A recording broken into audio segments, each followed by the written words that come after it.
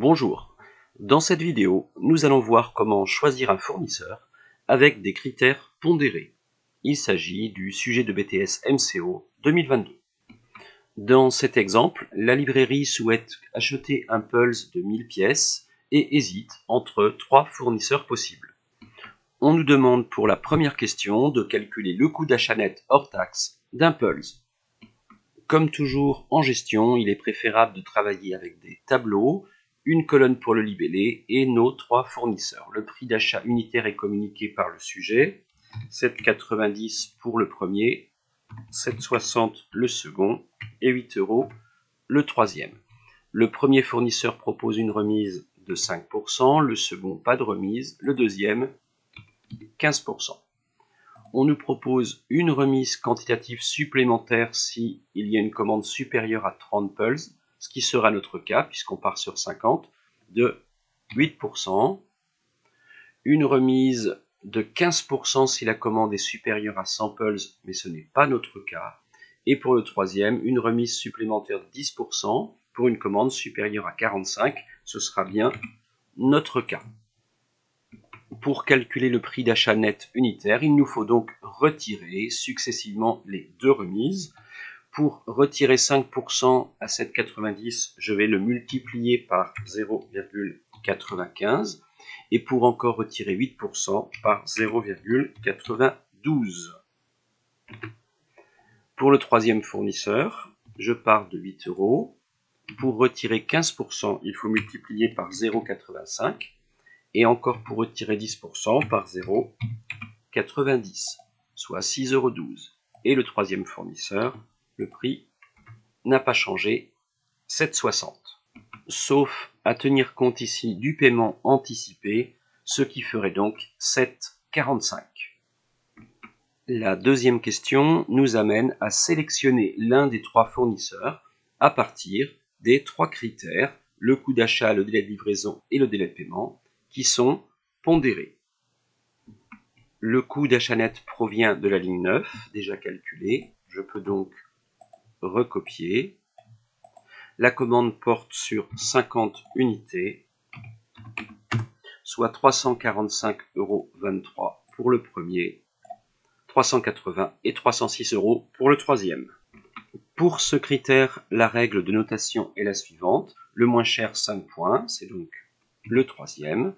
Puis la note diminue de 1 point par tranche de 30 €. Pour nous ici, il y a 2 fois la tranche de 30 €. On est donc à 3 points. Et pour lui, 3 fois, on est donc seulement à 2 points. La pondération pour le coût d'achat, noté ici, est de 4. Exactement le même principe qu'un coefficient. La note obtenue va donc être de 3 fois 4, que l'on peut recopier. Pour l'instant, celui qui a la meilleure note est le fournisseur numéro 3. Le deuxième critère porte sur le délai de livraison. On nous dit ici 1 semaine le premier, 2 semaines, 3 semaines, donc c'est très facile. 1 semaine, 5 points. 2 semaines, 3 points. Plus de 2 semaines, seulement 1 point.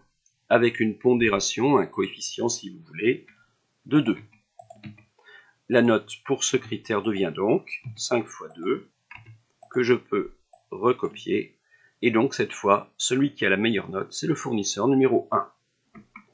Le troisième critère concerne le délai de paiement. La règle est la suivante. Au comptant 1 point, à 30 jours 3 points, à 45 jours 4 points, avec si un escompte est accordé du moins 1 point de plus. Le premier au comptant, donc seulement 1 point. Le second à 30 jours 3 points, mais un escompte est possible, donc 3 plus 1, 4 points. Et 45 jours pour nous, donc 4 points.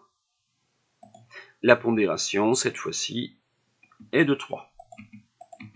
La note devient donc 1 fois 3, que je peux recopier.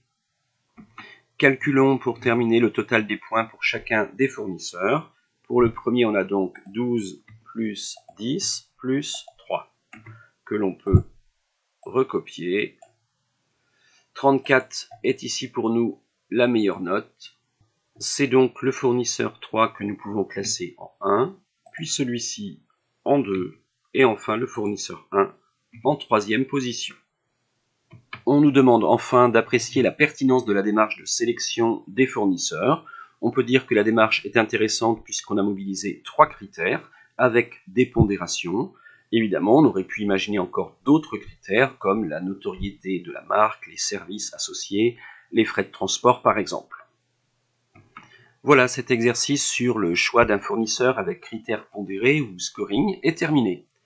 Comme à l'accoutumée, les quelques ressources à votre disposition, le livre pour l'entrepreneuriat, un cahier d'exercices avec du moins 60 exercices corrigés en gestion, l'adresse sur l'Académie de Nantes et les chaînes YouTube à votre disposition. Bon courage!